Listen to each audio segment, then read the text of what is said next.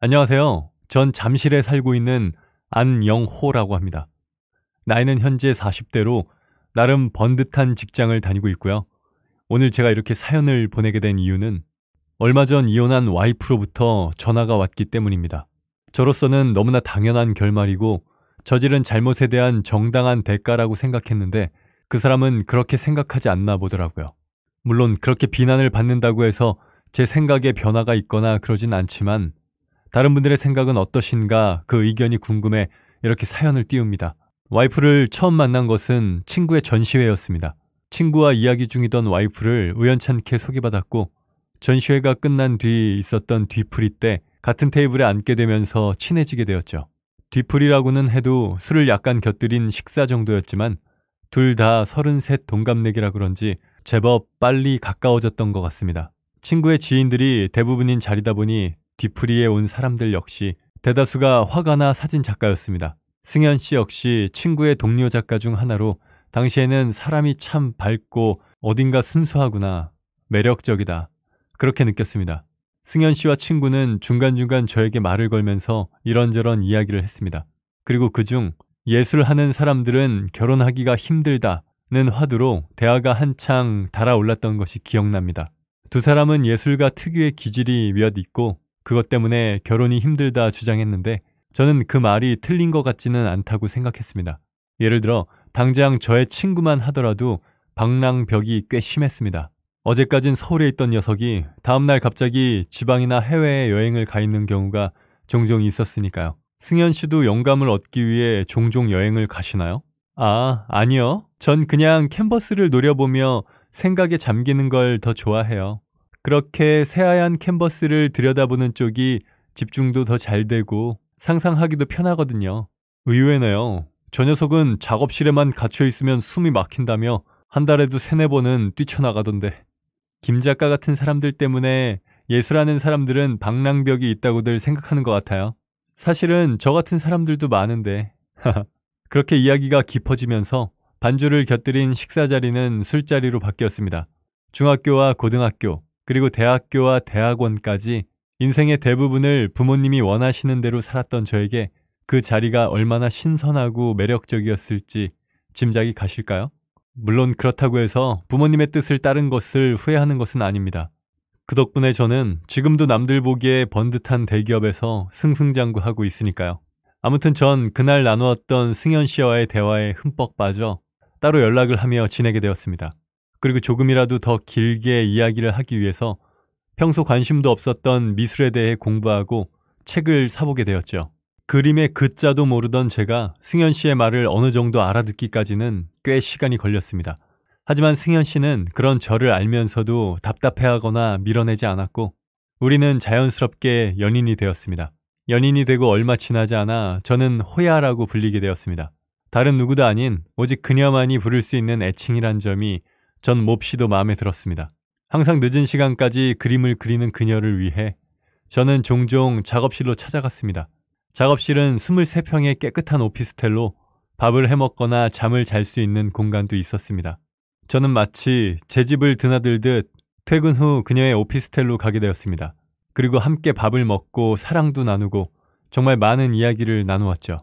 그녀 역시 제가 퇴근할 시간이 다가오면 의례 그러하듯 식탁 위에 2벌의 식기를 준비하고 기다리고 있었습니다. 예상하셨겠지만 제가 작업실로 찾아가는 횟수가 늘어나는 만큼 작업실에서 곧바로 회사로 출근하는 날도 늘어갔습니다. 그녀의 옷만이 들어차 있던 옷장에도 저의 정장이 몇 벌이고 걸리게 되었고 편안하게 갈아입을 옷이나 슬리퍼, 세면도구 같은 자질구레한 소품들이 점점 늘어났습니다. 그런데 6개월가량이 지났을 무렵 전시회를 앞둔 그녀가 혼자만의 시간이 필요하다는 이야기를 꺼냈습니다.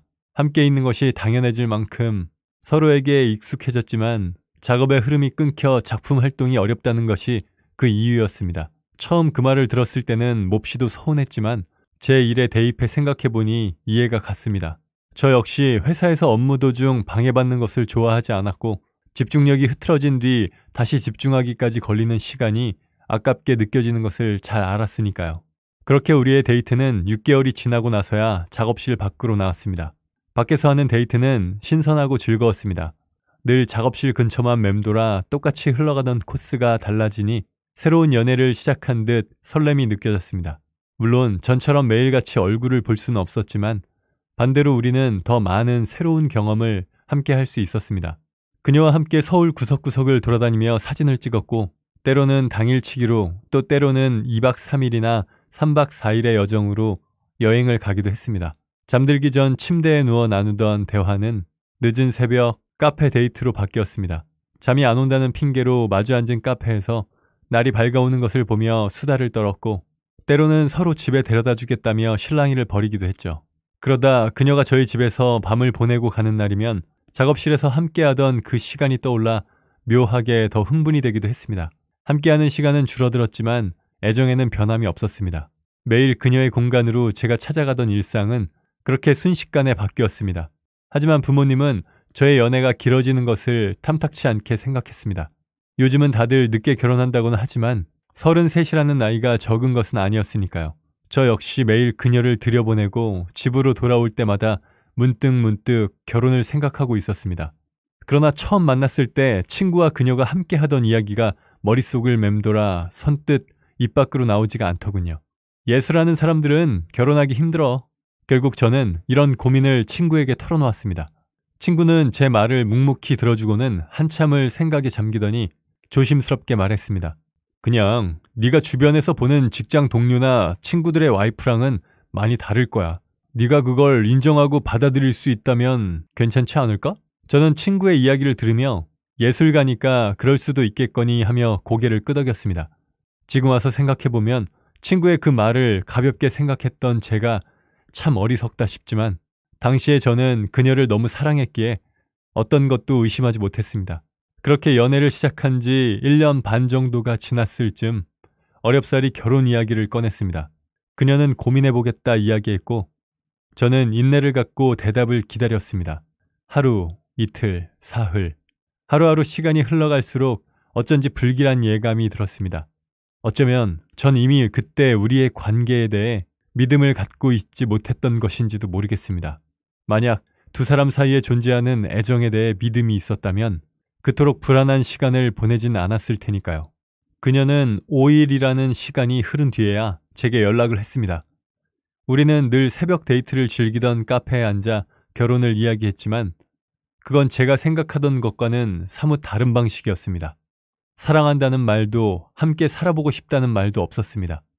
그녀는 그저 조용히 결혼하겠다는 말과 함께 불쑥 조건을 내걸었을 뿐이었습니다. 혼전 계약서를 쓴다면 결혼해도 좋아. 혼전 계약서? 영호 씨가 알다시피 난 보통 여자랑은 달라. 난 그림을 너무 사랑하고 그림을 그리기 위해선 혼자만의 시간이 많이 필요해. 그냥 대충 이쁜 물감으로 이쁜 풍경을 그려내는 그런 소꿉장난이 아니란 말이야. 그런 건 당연히 존중할 수 있어. 하지만 그걸 꼭 굳이 계약서로 남겨야 해? 지금이야 영호 씨의 마음이 그럴지 몰라도 나중에 어떻게 될진 모르잖아. 난 확실한 약속을 원해. 나중에 그 생각이 변해도 보장받을 수 있는. 하고 싶은 말들은 많았지만 할 수가 없었습니다. 그도 그럴 것이 이 연애 관계에서 저는 철저한 의리였습니다. 만약 내가 이 제안을 거절하면 그녀가 곧장 자리에서 일어나 제 인생 밖으로 사라질 것이 분명했으니까요. 그렇게 그녀는 작업 시간에 대한 보장과 함께 각자의 집안 행사는 서로에게 미루지 말고 각자 해결하자는 조건을 걸었습니다. 저 역시 그녀에게 일주일에 최소 하루는 둘만의 시간을 갖고 돈 관리는 각자 하되 수입은 오픈하자는 조건을 걸었고요. 서로의 계약 조건은 불편하게 느꼈던 처음과 달리 매끄럽게 협의가 되었습니다. 다만 그녀가 추가적으로 제시한 마지막 조건만 제외하고요. 승연아, 물론 난 네가 원하지도 않는 임신을 하길 바라진 않아. 하지만 난 싫어. 임신하게 되면 난 꽤 긴 시간 작업에 집중할 수 없게 되는데 그럼 내 커리어는 누가 책임져줘? 요즘 딩크로 사는 사람도 많잖아. 호야, 애를 꼭 낳아야 해? 하지만 나는 물론이고 부모님께서도 많이 기대하고 계시는데 생각해 볼 수 없을까? 호야가 임신하는 게 아니니까 그렇게 말할 수 있는 거야. 내 주변의 다른 작가들도 임신하고 난 뒤에 다시 복귀하기까지 많이 걸렸단 말이야. 감 떨어져서 복귀 못한 사람도 많고 이건 나한텐 진짜 엄청 큰 손실이란 말이야. 아이 없어도 행복한 사람은 많아. 호야, 날 정말 사랑하면 이 정도는 배려해주면 안 돼? 이런 식의 지루한 대화가 몇 번이나 이어졌습니다. 그녀는 굽힐 생각이 없었고 저 역시 그저 받아들이기도 또 그렇다고 격하게 반대하기도 어려운 상황 속에서 열심히 고민해야 했죠. 하지만 예상하셨다시피 저의 패배는 이미 결정된 일이었습니다. 이 소모적인 감정 싸움에 지쳐가는 그녀를 그저 지켜보고 있기엔 제가 더 많이 사랑하고 있었으니까요. 저는 결국 그녀가 아이를 갖고 싶을 때 갖는 것으로 합의를 했습니다. 다행히도 이 마지막 조건이 결정된 다음부터는 일이 순조롭게 굴러갔습니다. 결혼하겠다는 저의 말에 부모님은 기뻐하셨고 덕분에 결혼 준비도 빠르게 진행되었습니다. 신혼집은 제가 살던 오피스텔 옆 동네 아파트로 그녀의 작업실과도 거리가 괜찮았습니다. 막히지만 않으면 차로 20분 정도 거리이니 오며 가며 지내기에도 딱 좋았고 제 회사와도 그렇게 멀지 않았습니다. 그렇게 시작된 신혼생활은 남들과는 조금 달랐지만 제겐 충분히 행복했습니다. 하루의 대부분을 작업실에서 보내는 그녀였지만 늦은 시간이나마 항상 집에 들어왔고 제게도 퍽 잘했습니다. 일주일에 하루는 온전히 저와 보낸다는 약속 역시 잘 지켜지고 있었고요. 그야말로 신혼의 첫 1년은 편안하기 그지없었습니다. 그러나 그 1년이 지나고부터 조금씩 우리의 신혼생활이 삐걱거리기 시작했습니다. 아내는 대부분의 집안 행사에 참여하지 않았습니다. 그저 한 달에 딱 한 번 우리 부모님과 식사하는 자리를 가질 뿐이었습니다. 하지만 그마저도 부모님을 집으로 초대해 음식을 대접한다거나 하는 일은 결코 없었습니다. 오죽하면 어머니께서 한 번 정도는 며느리가 해준 음식을 먹어보고 싶구나 라고 말씀을 하셨었는데 음식할 시간이 없다는 핑계로 거절당했습니다. 아내는 그저 밖에서 만나 밥만 먹고 헤어지는 드라이한 이 거리감을 유지하고 싶어하는 듯 했습니다.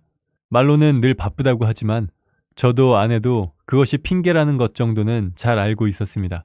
그저 누군가 건드리면 시작되는 시한폭탄인 양 서로 입에 올리지 않을 뿐이었죠.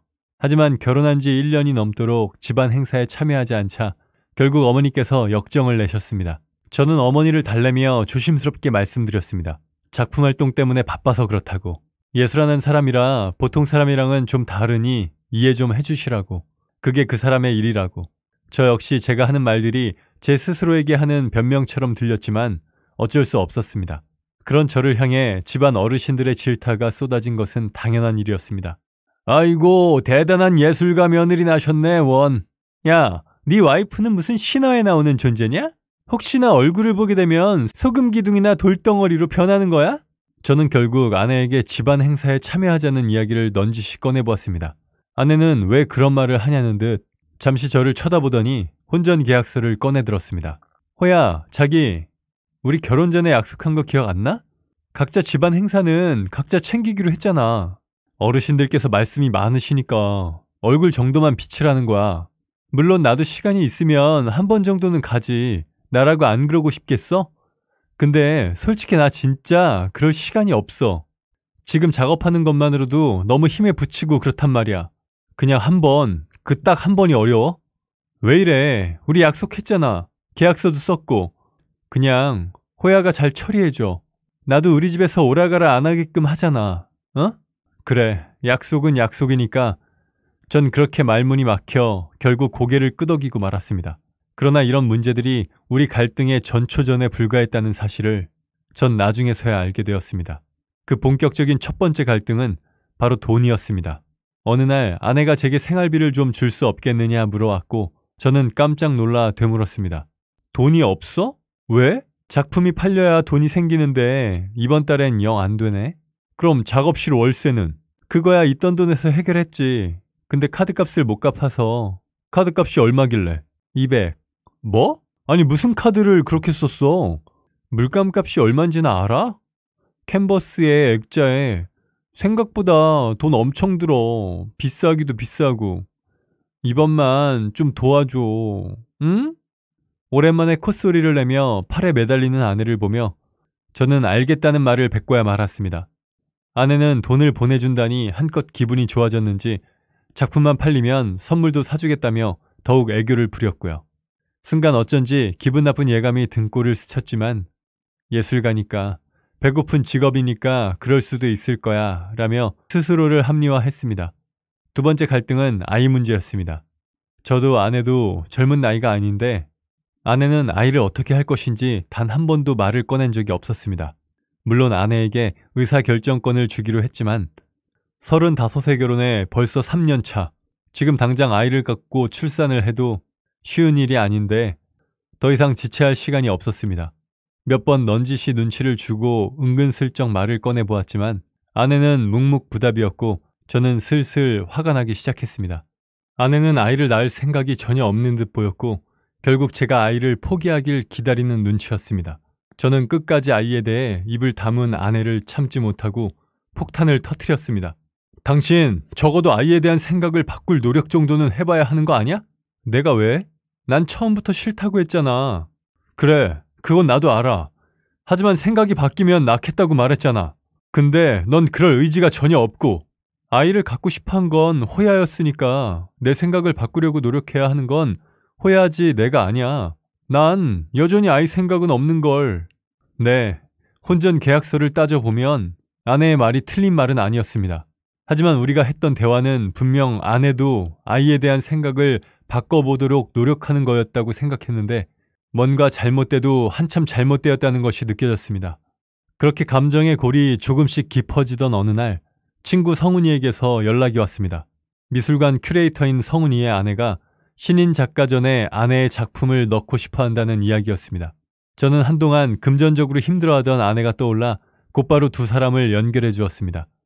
그날 저녁 아내는 이야기가 잘 되었다며 아마 앞으로 좀 바쁠 거라며 고마워했고 굳어있던 분위기도 조금 풀렸습니다. 저는 멍청하게도 그래, 이렇게라도 다시 사이가 좋아진다면 좋겠다 생각하며 제 일처럼 기뻐했습니다. 하지만 관계 회복은커녕 아내는 예상보다 더 바빠졌습니다. 집에 들어오는 시간 역시 자정을 넘기기 일쑤였고 그마저도 아예 들어오지 않는 날도 있었습니다. 저는 결국 외로움을 이기지 못하고 종종 친구들과의 자리를 만들며 버텼습니다. 그리고 하루는 그 술자리에 한동안 바쁘다며 콧배기도 비추지 않던 성훈이가 나왔고요. 친구들과 간단한 저녁을 먹으며 술을 마시는 동안 저는 틈틈이 아내에게 전화를 했습니다. 혹시나 아내가 집에 빨리 들어온다 하면 바로 집으로 들어가기 위함이었습니다. 야, 넌 와이프한테 뭔 전화를 그렇게 하냐? 어떻게 알았어? 와이프한테 전화하는 거? 그날 내 와이프가 네 와이프 만나고 와서는 영호 씨는 와이프한테 전화를 그렇게 자주 한다고 비교하는데 내가 죽는 줄 알았잖냐 임마. 몇 시간 정도 사이에 2번 정도 한 것뿐인데 저는 의아한 생각이 들어 성훈이에게 되물었습니다. 에이, 넌 그 정도도 안 하냐? 그게 뭐 많이 한 거라고. 집에서 얼굴 보는데 뭔 전화를 그렇게 자주 하냐. 적당히 해 임마. 저는 쓰디쓴 소주와 함께 말을 삼켜야만 했습니다. 일주일 내내 콧배기도 한번 제대로 못 보니 전화를 하는 거라고 차마 말을 할 수 없었으니까요. 그렇게 또 와이프가 작업 때문에 늦어지고 있던 어느 날 처음 와이프를 만나게 해줬던 친구 김 작가로부터 연락이 왔습니다. 와이프의 작업을 도와주러 작업실에 간다고. 좀 늦을 것 같은데 자기가 데려다 주겠다고. 그러니까 걱정 말고 먼저 자라고. 고맙다 말하고 전화를 끊기는 했는데 막상 자리에 누우니 뒷맛이 찝찝했습니다. 누군가 묘하게 뒤통수를 잡아당기는 기분. 저는 결국 참지 못하고 자리에서 일어나 아내의 작업실로 향하고 말았습니다. 겸사겸사 변명거리도 만들 겸 저는 편의점에서 대충 간식거리를 사들고 작업실로 올라갔습니다. 벨을 누르자 문 안쪽에서 호야 왔어? 라며 아내가 달려나오는 소리가 들렸습니다. 하지만 막상 문을 열고 마주한 아내는 뜨악한 얼굴을 하고 있었습니다. 저는 순간 이상한 생각이 들었지만 아무렇지도 않게 안으로 들어서며 물었습니다. 나 올 줄 어떻게 알았어?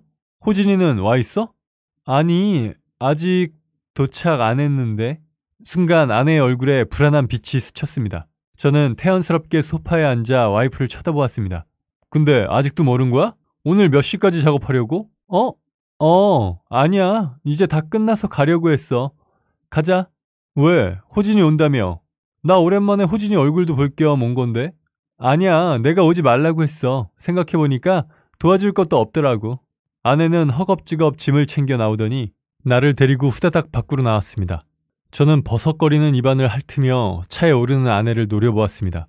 솔직히 너무나 이상했습니다. 김 작가가 분명 와이프 작업실에 간다고 연락을 했는데 없는 것도 그렇고 문을 열기 전에 내가 온 걸 알기라도 한 것처럼 달려나오던 아내의 모습도 그렇고, 아니, 아내가 정말 내가 온 줄 알고 그렇게 나온 걸까? 그렇다면 왜 호야라고 불러놓기까지 하고서 문을 연 뒤에 당황한 거지? 저는 찜찜함을 씻어내지 못하고 결국 아내를 조사하기 시작했습니다. 아내가 바빠 모아두었던 월차와 연차까지 모두 써가며 그렇게 며칠을 와이프의 작업실 앞에서 잠복했습니다. 그렇게 잠복한 지 이틀째 되던 날, 저는 아내의 작업실에서 나오는 남자를 목격하고야 말았습니다. 아내는 남자를 배웅하며 잘 다녀오라 애교를 부렸고 두 사람은 누가 봐도 연인처럼 보였습니다. 저는 덜덜 떨리는 손으로 사진을 찍었습니다. 그렇게 나간 남자는 몇 시간 뒤 다시 작업실에 벨을 눌렀고 안에서 아내가 반가운 목소리로 이름을 부르며 달려나오는 소리가 들렸습니다. 호야 왔어? 호야? 호야라고? 뭐야 이게? 그럼 저놈도 호야란 말이야? 저는 두 사람이 사라진 현관문에 귀를 붙이고 안에서 나는 소리를 엿들었습니다. 방음이 그렇게 좋지 않은 덕분에 희미하게 두 사람의 대화 소리가 들렸습니다. 그러나 아내가 종종 남자를 향해 호야라고 부르는 것 말고는 대화를 알아들을 수가 없었습니다. 저는 힘없이 밖으로 나와 아내에게 전화를 걸었습니다. 오늘은 전화 받네. 안 그래도 전화하려 했는데 전화가 오네. 우리 통했나 보다. 오늘은 들어오니? 몇 시에 들어와? 사실 그것 때문에 전화하려고 했던 거야. 나 마감 일정이 좀 촉박해져서 오늘 작업실에서 밤샐 것 같아. 또? 미안. 근데 알잖아. 나한테 중요한 기회인 거. 당분간만 좀 이해해줘. 전 전화를 끊고 와이프의 작업실을 노려보았습니다. 작업실에 낯선 남자를 들이고 밤샘까지 한다고? 그럼 김 작가 그놈은 또 뭐야? 아내 주변의 모든 것에 의심이 든 순간이었습니다.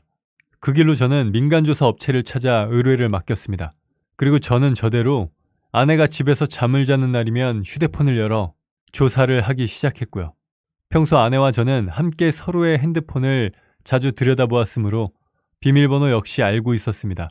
사진첩에는 별다른 것이 없었고 카톡에는 김 작가와 주고받은 메시지가 남아 있었습니다. 재미있는 점이 있다면 와이프가 김 작가에게도 호야라고 부르고 있다는 것 정도. 이미 호야라는 애칭에 미련이 사라진 상태라 별 충격은 받지 않았습니다. 두 사람 사이의 대화 역시 선을 넘는 부분은 없었기에 저는 김 작가가 아내의 작업을 도와준다며 전화했던 그날의 대화 내용을 유심히 살폈습니다. 호야, 오늘 말고 내일 도와줘. 왜? 오늘은 혼자 해도 될 것 같아. 그래? 알았어. 고마워. 내일 올 때 연락해. 잠시 뒤 영호 씨한테 연락했었어? 맞다. 안 간다고 말한다는 걸 잊었네. 그런 연락을 왜 해? 쓸데없이. 왜? 무슨 일 있어? 별 내용은 없었지만 대충 어떻게 일이 돌아갔는지는 충분히 알 수 있었습니다. 물론 아내가 호야라고 부른다는 점에서 이미 뭔가 있을 수도 있다는 의심이 들긴 했지만 최소한 그날 일에 대해서 김 작가는 무죄인 것이 분명했습니다. 저는 다시 꼼꼼하게 핸드폰을 뒤지며 증거를 찾기 시작했습니다. 평소 철두철미한 아내의 성격이라면 다른 메신저가 깔려 있다고 해도 이상할 것이 없다 생각했고 역시나 예상대로 외국인들이 많이 사용하는 대화 어플이 보였습니다. 메신저를 들어가니 등록된 사람은 단 한 사람뿐이었습니다. 마치 함께 사는 부부나 애인처럼 친근한 대화와 사진들이 끝도 없이 이어지고 있었죠. 호야, 오늘 몇 시 올 거야? 지금 들어가요. 뭐 먹을 거라도 사갈까? 그럴래? 나 오랜만에 닭발이랑 소주 땡긴당. 자기 좋아하는 빵빵 닭발, 국물 있는 거 사가면 되지? 고마워. 빨리 와. 보고 싶어. 호야, 나 오늘 집에 안 들어가도 된당? 그럼 오늘 같이 자는 거야? 응. 그러니까 호야도 빨리 와. 지금 택시 탔어. 뭐야, 나 깨워주고 가지. 너무 잘 자길래. 아침 차려놨으니까 데워서 먹어. 고마워. 내가 청소하고 세탁기도 돌려놓을게. 고마워. 사랑해. 멍하니 읽어간 메시지들이 어찌나 달달하던지 순간 저쪽 호야가 진짜 남편인 것은 아닌가 하는 착각마저 들었습니다. 뒤통수를 쳐도 유분수지 전 두 사람의 대화와 사진을 차곡차곡 제 핸드폰으로 찍어 저장했습니다. 그토록이나 간절하던 아내에 대한 마음은 이미 차갑게 식어 부서진 지 오래였습니다. 저는 며칠간 아내의 핸드폰에 수집한 증거들을 보며 생각에 잠겼습니다. 앞으로 어떻게 할까? 더 이상 함께 살 수는 없을 것 같고 어떻게 해야 네가 나만큼 괴로울까? 이미 유책 배우자가 누구인지는 이 정도만 해도 확실했지만 저는 아내가 더 큰 죗값을 치르길 바랬습니다. 그리고 순간 성훈이가 했던 이야기가 번뜩 생각나 전화를 걸었습니다. 야, 그날 전화를 내가 몇 번이나 했다고 하던? 5시간 정도 같이 있었는데 거의 1시간에 한 번씩 오더라고 하던데? 그래? 1시간에 한 번씩 말이지? 야, 왜 그러냐 영호야? 너 무슨 일 있어? 고맙다. 다음에 부탁할 일 있을 것 같은데 그때 다 말해줄게. 우선은 내가 이런 거 물어보더라고 네 와이프한테 말하지 말고. 제가 그날 전화한 것은 많아봐야 2번 정도였죠. 그래, 역시 이놈이 그 큐레이터 만나던 날 여러 번 전화했던 놈이구나. 성훈이 와이프가 들었던 통화는 내가 아니라 그 놈이었어. 조사를 맡겼던 업체는 며칠 뒤 사진과 함께 몇 가지 정보를 보내왔습니다. 남자의 이름은 남현호로 아내보다 무려 5살이나 어린 신인 화가였습니다. 저는 업체가 보낸 정보를 통해 그 호야라는 남자가 아내가 결혼 전부터 알고 지낸 사이였다는 것을 확인했습니다. 그리고 성훈이의 아내가 말했던 신인 작가 전에 이 남자 역시 함께 하기로 했다는 것과 이 남자를 추천한 사람이 아내라는 건 역시 확인할 수 있었고요. 하긴 이미 작업실에서 동거를 할 정도의 사이인데 너무 뻔한 스토리라는 생각이 들었습니다. 전 그동안 모아왔던 불륜의 자료들을 모아 김 작가를 만났습니다. 그리고 아내와 불륜남, 그리고 김 작가가 함께 있는 사진을 건네며 모든 것을 따져 물었습니다. 너도 내 와이프랑 잤냐? 뭐? 아니야. 너 어디서 무슨 이야기를 듣고 그러는 거야? 이 사진은 어디서 난 거고? 근데 왜 너도 호야인데? 그건 내가 전에 승현이랑 1년 정도 사귄 적이 있어. 물론 당연히 헤어졌고 그때 버릇이 돼서 아직도 그렇게 부르는 거지. 둘 다 서로 미련 없어. 오해하지 마. 그럼 이놈은 뭔데? 너 이 남현호라는 새끼 내 와이프랑 뭔 사이인지 다 알고도 입 다문 거지? 내가 정말 입이 10개라도 할 말이 없다 영호야. 근데 처음에 나도 진짜 몰랐어. 그냥 승현이가 작업실 월세 많이 든다고 그 후배랑 쉐어한다고 했는데 분위기가 좀 이상하다는 생각은 했어. 월세도 다 그놈이 내는 눈치고. 그런데 진짜 내가 두 사람 소개해준 거나 다름없는데 이런 이야기 꺼낼 수가 없더라. 진짜 미안하다. 너 임마 내가 진짜 친구면 이야기를 했어야지. 언제까지 감추려고 그랬냐? 그만두자. 내 입만 더러워지지. 김 작가는 고개를 숙이며 몇 번이고 미안하다는 말을 중얼거렸습니다. 하지만 이미 다 벌어진 일, 사과를 한다 해도 무엇 하나 변하는 것은 없었습니다. 저는 이미 아내를 용서할 수 없었고 우리의 관계는 남보다 더 못한 사이가 되어버렸으니까요. 저는 그렇게 자리에서 일어나 그 길로 아내에게 이혼을 요구했습니다. 뜻밖에도 아내는 제 이혼 요구에 선선히 응했습니다. 전 태연자약한 아내의 태도에 기가 질려 위자료를 요구했습니다. 당신이 바람을 피운 증거는 모두 가지고 있다. 유책 배우자는 당신이고 재판까지 가서 당신도 좋을 거 없다. 하지만 아내는 혼전 계약서에 다른 이성을 만나지 말라는 조항은 없었지 않느냐며 위자료를 줄 의무는 없다고 말했습니다. 저는 황당한 눈으로 아내를 쳐다보며 헛웃음을 터뜨렸습니다. 그래서 다른 남자 만났냐? 혼전 계약서에만 안 써 있으면 괜찮은 줄 알고? 그럼 진작에 그런 조건을 넣지 그랬어? 그래. 그럼 나도 너에게 마지막으로 충고해 줄게. 변호사 고용해둬. 그럴 돈이 있는지는 모르겠지만 기왕이면 좋은 변호사가 나을 거고 하나보단 둘, 셋이 더 나을 거다. 왜냐면 나도 그럴 거니까. 지금 나 협박해? 아니? 보통 세상은 이걸 두고 선전포고라고 해. 넌 잘 모르겠지만. 전 그 길로 유명한 로펌으로 가 변호사를 고용하고 소송을 시작했습니다. 지금까지 제가 야금야금 메꿔주었던 카드값은 물론 배우자에게 불성실한 결혼 생활과 불륜 등을 이유로 들어 위자료 5천을 요구했고요. 물론 실질적으로 받게 된 위자료는 1,500만 원이었지만 상관없었습니다. 전 9개월의 소송 기간 동안 아내를 압박하는 것으로 충분히 만족하고 있었고 진짜 복수는 따로 있었으니까요. 야, 영호야, 이게 무슨 일이냐. 그런 일 있으면 진즉 말을 하지. 뭐 좋은 일이라고 말하냐? 그냥 난 오히려 너랑 네 와이프한테 더 미안하다. 저런 사람인 줄 알았으면 연결 안 해줬을 텐데. 무슨 소리야? 왜? 그 전시회 내가 연결해줬잖아. 지금 이렇게 내가 소송하는 바람에 혹시나 같이 구설수 오르면 어떡하냐? 이미 진행 중인 거 물으기도 힘들 텐데. 뭐 그런 걸 걱정해, 미친놈아. 당연히 네가 더 중요하지. 그리고 그런 거 대신할 작가는 얼마든지 있어. 걱정하지 마, 임마. 소송이나 잘해. 며칠 뒤 아내와 남현호의 그림 전시가 취소되었다는 소식이 들려왔고 저는 회심의 미소를 지었습니다. 아내는 예상대로 위자료보다 그림 전시가 취소된 것이 타격이 더 큰 듯 했습니다. 매일같이 제 아파트로 찾아와 울고 불며 난리를 치는 아내의 모습은 솔직히 통쾌했습니다. 조금 귀찮긴 했지만 충분히 감수할 만한 귀찮음이라고 할까요? 넌 내가 그렇게 우스웠나 보지? 뭘 믿고 그렇게 당당했던 건데? 영호씨, 그래도 이건 너무하잖아. 내가 얼마나 그림을 사랑하는지 잘 알면서 어떻게 이렇게까지 해? 그러게 말했잖아. 변호사 고용하라고.